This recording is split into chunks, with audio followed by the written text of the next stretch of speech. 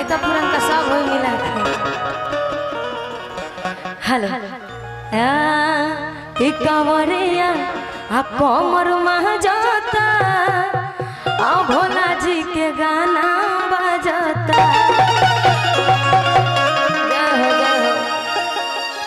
इतना ना नायका में पुरानका में सब गाना बाटे कि सब मिला जुला के गाए के चाहता। यहाँ के भैया बेचैन बने कि अब नायका में गए हाँ लेकिन सब हुई जौन फरमाइशी हुई लेकिन जीवन है बैठल बने वहाँ सब के जौन फरमाइशी उहे गावल जाए। ई सुने ना हाँ जी माई के हो गइल बाबू के हो गइल हे बेटो लोग के बारे में सोची। हाँ हाँ बेटो लोग के बाद में होई और तनी तनी समय ढले दिए ओकरा बाद। हाँ और की बहो भोले बाबा तहर गजब कहानी आ होई सवन में हिलतिया टूटही पलानी। चाचा जी तनी रुआ हेने आ जाए देखी ओही जैसे रउआ भोला जी के फील देता नहीं रुआ तनी हेने आ जाए। आज भर ढील दिया भोला जी के फील दी हेने आके। हाँ कि आज भर ढील दी ahoy भोला जी के फील दी ahoy सुनी अब भांग खूब पी के रहुआ मस्ती में हिलती कि बाहो भोले बाबा तोहर गजब कहानी ahoy सावन में हिलती टूटही पलानी। कि जमाना बा दीवाना आ तू न पूछा कैसे ahoy जमाना बा दीवाना आ तू न पूछा कैसे कि हमरा जोगिया के ahoy और भैया के दुनिया में हमरा जोगिया के दुनिया में जोड़ा नहीं। भोले बाबा तोहर गजब कहानी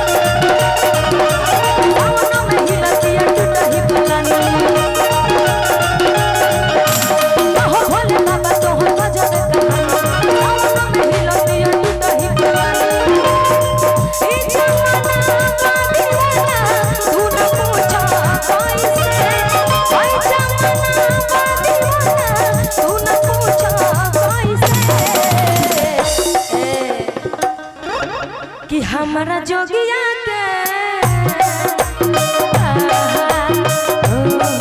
कि हई और भैया के दुनिया में जोड़ा हमरा जोगिया के दुनिया में जोड़ा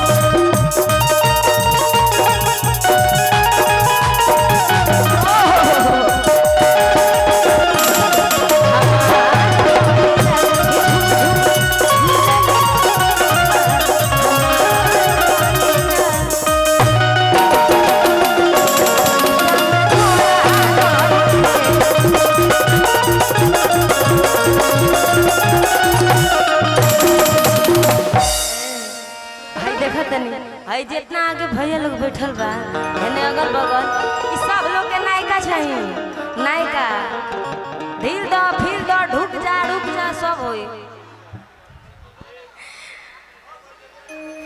तनी मनी बर्दाश्त करी। जब बाबा के स्थान बटे तो उ सब देखते चले के बटे।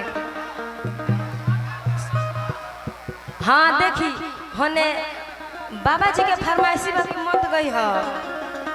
हाँ आज भर ढील दो लेकिन बाबा जी से ऑर्डर ले ली लोगी ओकरा बादे हम गा सकीला। तनी जाके होने ऑर्डर ले ली लो और कैसे भाव सुनी। अरे काहे आराम करता रू तनी हेने आ जा हार गल बड़ू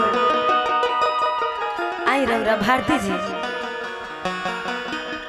आ जाए। और कैसे भावा कि जे कराई सारा पत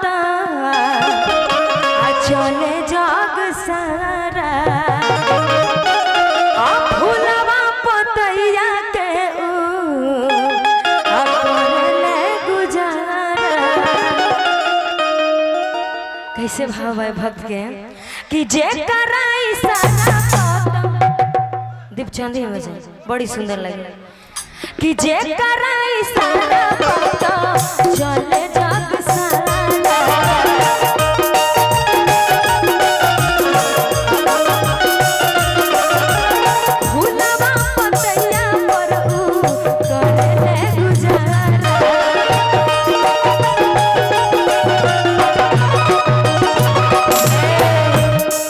कोई के चले दी सभे कोई के ठीक रहे ए जे कराई सारा चले जग सारा भूलवा पतैया परबू बोले बुझारा बाबा कोरे सिंगार रोज रात लेके बाबा कोरे सिंगार रोज रात लेके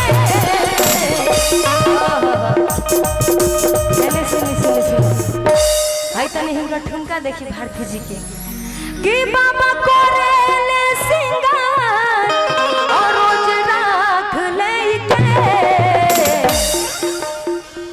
कि हमरा जोगिया के हइयर भगिया के दुनिया में जोड़ा लइके हमरा जोगिया के दुनिया में जोड़ा लइके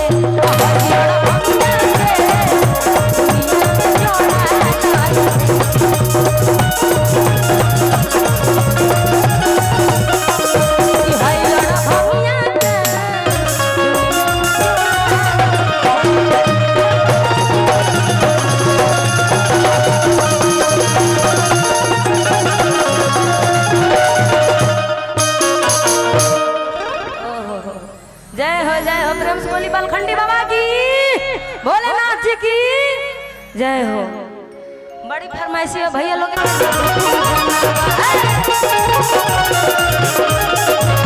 लाले बचुनरिया माई के लाले ओहरवा मंदिर में जाई हम करब पूरनवा और से निकल के गंगा जल से पौवा खूब पाथरब